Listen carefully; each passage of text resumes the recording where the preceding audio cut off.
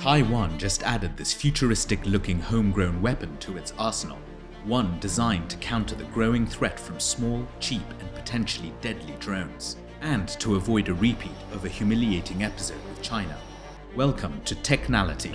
Today we're exploring the Chinese-made SKYNET ADS and the rise of counter-drone technology.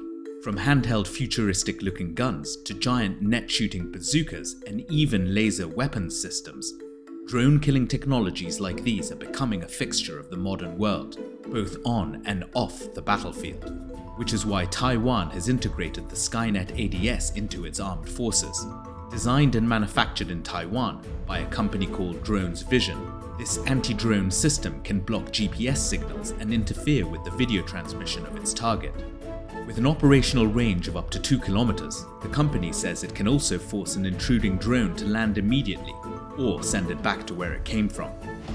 Taiwan's Kinmen Islands are situated only 10 kilometers away from the Chinese coast, an easy flight for modern-day UAVs, which is exactly what a civilian drone did in 2022, coming in for a closer look at a Taiwanese military post. Pictures and videos captured by the drone have been subject of much debate on social media. Unfortunately for the soldiers on the ground, throwing rocks at it wasn't enough to avoid the embarrassing incident going viral around the world. Soon after the controversy, Taiwan announced plans to beef up its counter-drone defenses. The military says it will strengthen capabilities at more than 40 military bases across the country. Faced with an onslaught of ever-improving UAVs, and a range of actors willing to use them to deadly effect, militaries around the world are perfecting their own drone-killing skills. The United States even opened a specialized drone warfare school at Fort Sill in Oklahoma. The Joint Counter-Small Unmanned Aerial Systems University will train about 1,000 soldiers a year.